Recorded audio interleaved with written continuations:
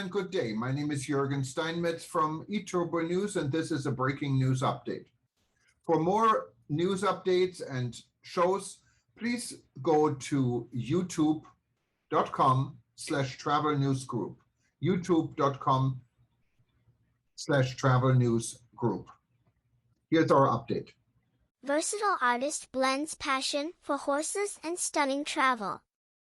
A mutual friend introduced me to the work of the talented British artist, Marcus Hodge.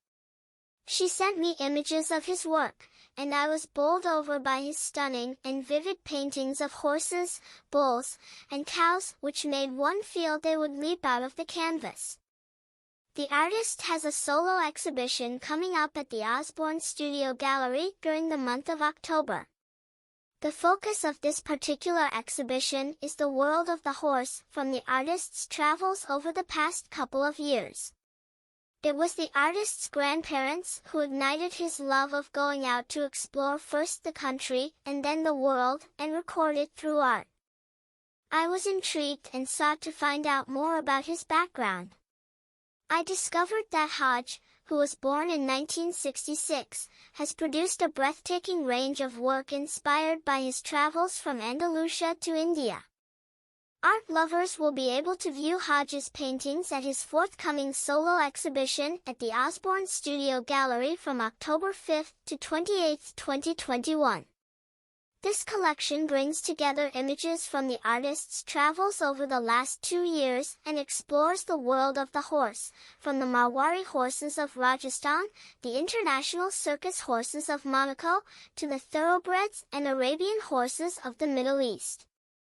Hodge was brought up by his grandparents, who spent many years in India, and they ignited his interest to go out and begin to explore the country. The most important source of inspiration for this exhibition was the November Camel Fair in Pushkar, Rajasthan, one of India's greatest travel experiences, spectacle on an epic scale. He described how the exhibition came about. The opportunity arose to exhibit a further body of work with the Osborne Studio Gallery, where I have had a previous solo exhibition. I had made numerous trips to India over the years and visited the town of Pushkar during the Camel Fair 4 or 5 times. Pushkar is a beautiful small town, very sacred to Hindus, which bursts into life for the yearly Camel Fair. You can revel in the excitement in the streets, but retreat to quiet little roof terraces when necessary. A beautiful location to enjoy huge diversity and tempo. But prior to the start of the pandemic, I had visited El Rocío in Andalusia, where they have another large festival, again with many hundreds of horses and people from various regions. After 5 years studying old master techniques in Palma, Mallorca, Hodge made his name as a portrait painter. He first traveled to India in 2000. This trip was the start of an intense fascination with India for its culture, landscape, and spiritual quality. Although his forthcoming exhibition has an equestrian theme, his style is constantly evolving to become bolder and simpler. Sometimes figurative painting gives way to abstraction. The paintings tend to look at the animals and the people, architecture, and landscape. According to Hodge, the subject matter is inspiring, but really it is a balance between that and using it as a platform to create a really animated, painterly result. Making the surface and tension of the painting really work is as important as representing the image, and when it is successful there is a lovely harmony between the two. Hodge says he keeps returning to the theme of horses because he constantly finds something intriguing and visually seductive about them, a wonderful collision of beauty and mechanical ingenuity. Despite the stylistic changes, the one enduring theme, in the main, is India.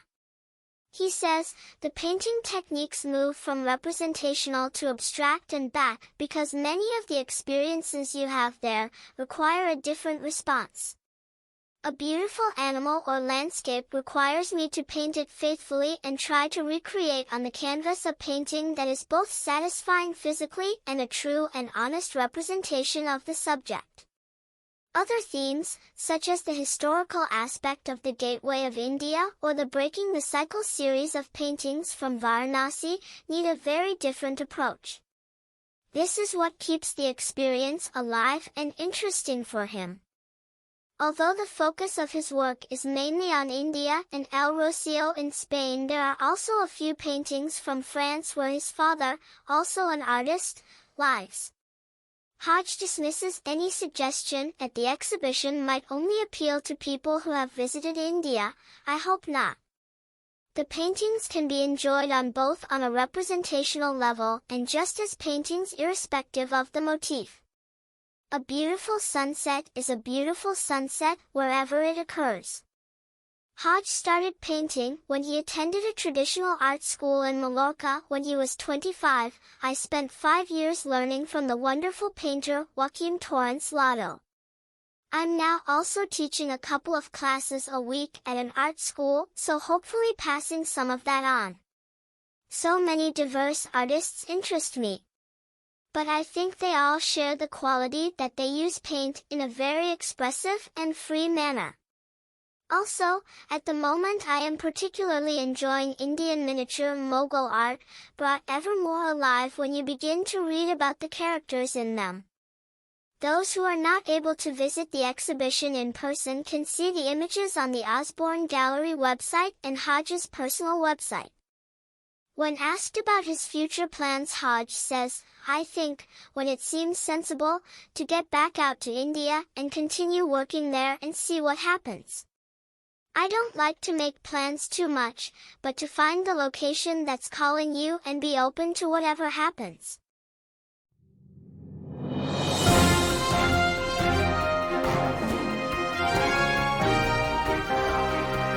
Thank you for listening to our news update. There's more on youtube.com/travel news group, or you can read us, of course, in going to our news portal at eTurboNews.com or travelnews.online.